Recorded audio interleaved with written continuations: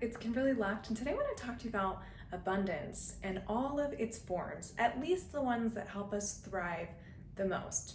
And so while there may be dozens of categories of abundance, and I encourage you to think of some that maybe I don't mention here today, there's 5 that I consider to be the thriving 5, basically the 5 types of abundance that I've seen really help you skyrocket in terms of happiness, joy, health, and fulfillment. The first of which is time abundance. And so when you look at your calendar, do you see something that makes you feel excited and joyful, or maybe feel a little drained and exhausted? I want you to take a moment to think about that right now. When you open up your G-Cal or whatever other calendar system you use, do you feel fulfilled, satisfied, excited by it? Or just, oh my God, I just want all of it to go away. This is the essence of time abundance, being able to do what you want in the time that you have. And so that may mean that you work 3 to 5 hours a day like I do, or you take vacations every other month, or you have blocks of time where you just schedule some unfocused resting time where you take a nice candlelit bath in the dark, even if you do it in completely broad daylight. I've done that before. I actually do it quite often.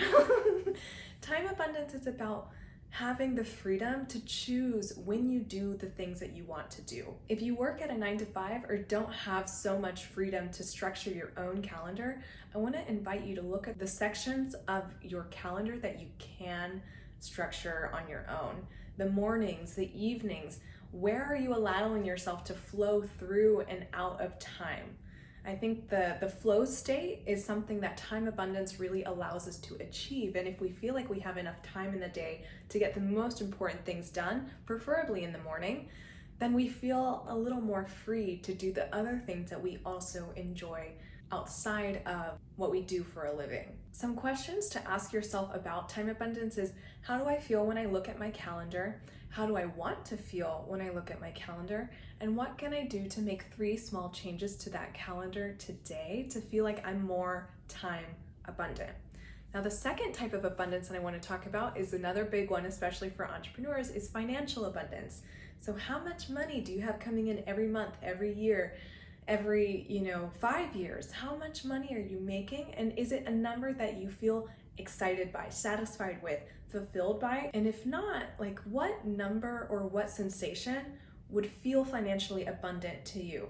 One thing to note here is that money and the amount of money that you have doesn't necessarily affect your financial abundance as much as you think. Yes, it does play a part, but it's not the end all be all. It's actually just one piece of the picture. My challenge for you is that whatever number you have in your bank account right now, is there a way that you can energetically feel really, truly, fully grateful and abundant with that number? And that's kind of the number one step for financial abundance, because the only thing that I would really hate for you to fall into is a trap of, okay, I reached this financial milestone, I'm not gonna be happy until I reach this second one or this third one or this fourth one or fifth one, and the cycle kind of goes on and on. I've seen this a lot with my clients, and it's not really a fun roller coaster ride to be in if you can just nip it in the bud from the beginning, right? And so whatever number you have in your bank account, I want you to really feel into the financial abundance of, oh my God, you have money in your bank account. That's great.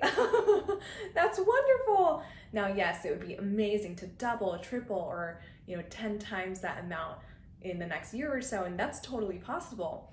But really feeling into the energy of financial abundance in this moment is really important. And so with those 2 pillars, you're already super golden. The third pillar that I want to mention is creative abundance. And so do you feel like you're creating your best work every single day? And if it's not every single day, at least a few days a week, do you feel like you're writing or dancing or singing or just creating anything that brings you joy?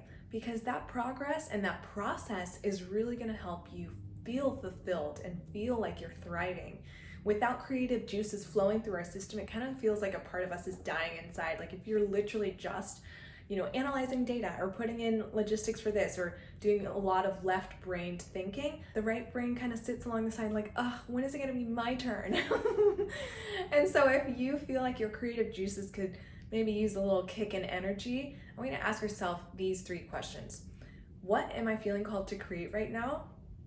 What can I do every single day to bring that to life? And how much time does that require? And that brings us back to the first pillar, which is time abundance, Really giving yourself that time to bring creative abundance to life is going to help you thrive, I promise. Whenever we're not writing or creating, or like me, like making videos like this, sometimes it feels like we're just not like really fulfilling our potential. And so creative abundance is a really important piece. The fourth pillar of abundance that I want to mention today is love abundance. And so do you feel loved? Do you feel accepted? Do you feel like people care about you? And does that feeling carry you through the days or the weeks that are tough, right? We've all had tough times in the last few years, and I think that it's important to have your love abundance on point if you want to thrive in this lifetime. And so, are you supported by your family, your friends, your partner? Who is really loving you unconditionally, and who's supporting you through those, ebbs and flows that life brings all of us? Do you feel abundant in that way? And if not, here are some questions to ask yourself. Who's the one person that loves you unconditionally, regardless of what's going on in your life, regardless of what's happening or what you've done or not done?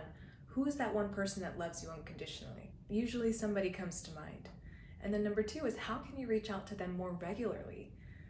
And number 3 is, how can you also return the favor in terms of like love being a cycle, right? Like it's not just all about receiving love, it's about giving love too. And usually when you give love, you like have that, that return effect of love coming back your way. And so who would you call? Who would you reach out to? Who loves you unconditionally?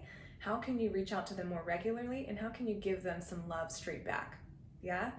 Now the 5th pillar is health abundance. There's a really powerful quote that says that a healthy man has many dreams. Someone who doesn't have their health has just one.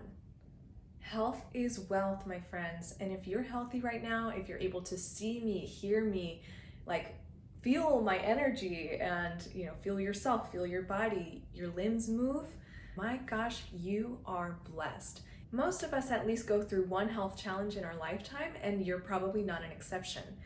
At the end of the day, are you able to walk? Are you able to speak? Are you able to breathe? Like those are the things that are like, whoa, what a miracle. And another way to really bring more of that health abundance into your life is to think about, okay, am I moving my body? Do I feel healthy and abundant?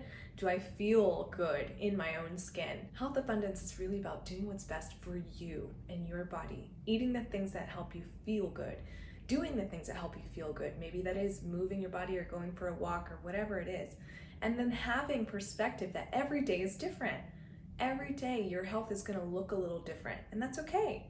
Giving yourself a lot of grace if you're going through a health challenge right now will help you feel more health abundant. In whatever way you can optimize and amplify that, there's so many options and opportunities out there to do that.